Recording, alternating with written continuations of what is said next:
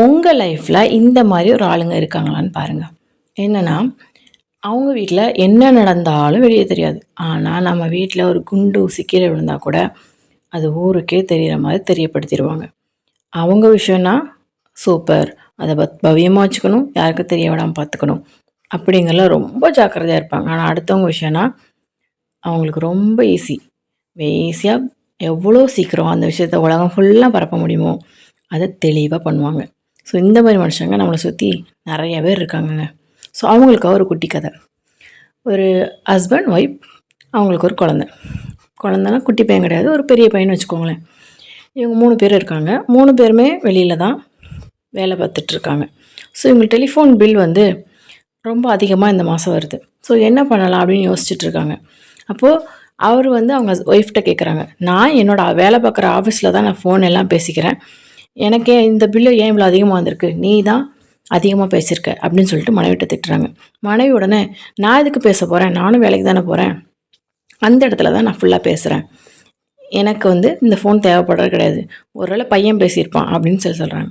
சரி, பையன்கிட்ட கேட்டால் பையன் சொல்கிறான், நானும் வேலை பார்க்குற இடத்துல தான் பேசுகிறேன், எனக்கு இந்த ஃபோன் தேவையில்லை அப்படின்னு சொன்னாங்களாம். ஸோ இப்படி சுற்றி பார்க்கும்போது கடைசி நம்ம வீட்டு வேலைக்காரி ஃபோனே தான் சுற்றி வருவா, அவளாக தான் இருக்கும் அப்படின்னு சொல்லிட்டு அவளை போய் கேட்குறாங்க, நீ தான் அந்த ஃபோனை அதிகமாக யூஸ் பண்ணியிருக்க, எங்கள் ஃபோனை யூஸ் பண்ண உனக்கு யார் ரைட்ஸ் கொடுத்தா, ஆஹா ஓன்னு கத்தியிருக்காங்க. உடனே அந்த வேலைக்காரி சொல்லியிருக்காங்க, அது என்ன நியாயம், நீங்கள் 3 பேர் வேலை பார்க்குற இடத்துல தான் பேசுகிறீங்க, அதே மாதிரி நானும் வேலை பார்க்குற இடத்துல பேசினேன் அப்படின்னு சொல்லி சிரிச்சிட்டே சொல்லியிருக்கா. உடனே அவங்க 3 பேர் அதிர்ச்சியாகி நின்றுருக்காங்க. தனக்கு வந்தால் அடுத்தவங்களுக்கு வந்தால் தக்காளி சட்னியா, எல்லாமே நியாயப்படி நடந்துக்கணும், நீங்கள் உங்கள் தேவைகளை அடுத்தவங்க மூலிமா பூர்த்தி செஞ்சுக்கிற மாதிரி நானும் என் தேவைகளை நான் வேலை பார்க்குற இடத்துல பூர்த்தி செஞ்சுக்கிறேன், இதில் என்ன தப்பு இருக்குது அப்படின்னு கேட்டாங்களாம். ரொம்ப ரொம்ப நியாயமான கேள்வி தானேங்க. நம்ம வீட்டில் 7 வண்டி பிரச்சனை இருக்குது, அதை எப்படி தீர்க்கிறது, எப்படி சமாளிக்கிறதுனே பல கொஷின் மார்க் மண்டையில் ஓடிட்டுருக்கு. இதில் நமக்கு அடுத்தவன் பிரச்சனை தேவையா? யோசிச்சு பாருங்கள்.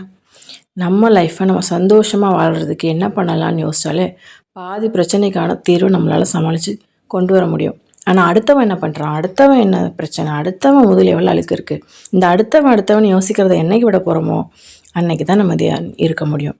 பக்கத்து வீட்டில் சண்டைனா போதும், ஏதோ பிக்னிக் போன மாதிரி குடும்பத்தோடு நின்று வேடிக்கை பார்க்குற சமூகமாக இப்போ மாறிக்கிட்டு இருக்கோம். இது சிரிக்கிறதா அழகிறதான்னு கூட தெரியல. ஸோ நமக்கு என்ன பிரச்சனை, நமக்கு என்ன வேணும் அப்படிங்கிற மட்டும் தெளிவாக இருங்க. அடுத்தவன் பிரச்சனை நமக்கு தேவை கிடையாது, சரிங்களா? அப்படி இருக்கிறவங்களுக்கு நம்ம திருத்தவே முடியாது, அவங்க ரத்தத்தில் அது ஊறி போன விஷயம். அவங்கள அப்படி ஒருத்தங்க கமெண்ட் பண்ணுறாங்க அப்படின்னா அவன் யார் நம்ம அப்படின்னு சொல்லிட்டு சந்தோஷமாக உங்கள் லைஃப் லீட் பண்ணுங்கள். அது மட்டும்தான் உங்களுக்கு ஹாப்பியான லைஃபுக்கு தேவையான ஒரு விஷயம். அவங்களுக்கு செவிசாச்சு அவங்க டைமை அவங்க வேஸ்ட் பண்ணுறதுக்கு பத்தாதுன்னு நம்ம டைமை நம்மளும் வேஸ்ட் பண்ணி வா சண்டைக்கு வரியான்னு சண்டை போட்டுட்ருக்கனால ஏதாவது நடக்க போதா? நோ. ஸோ நம்ம வேலை என்னென்னா நம்ம மட்டும் பார்ப்போமா? புரிஞ்சிருக்கோன்னு நினைக்கிறேன். இந்த வீடியோ உங்களுக்கு பிடிச்சிருந்துச்சு அப்படின்னா லைக் அண்ட் சப்ஸ்கிரைப் பண்ணுங்கள். உங்கள் எல்லோரோட சப்போர்ட்டும் எனக்கு ரொம்ப ரொம்ப முக்கியம். நான் இது வரைக்கும் நிறையா சப்போர்ட் கொடுத்துருக்கீங்க, அது எல்லாத்துக்கும் ரொம்ப நன்றி. நான் எதாவது தவறாக பேசியிருந்தாலும் மன்னிச்சிக்கோங்க. ஸோ லைக் அண்ட் சப்ஸ்கிரைப் பண்ண மறந்துடாதீங்க. தேங்க்யூ.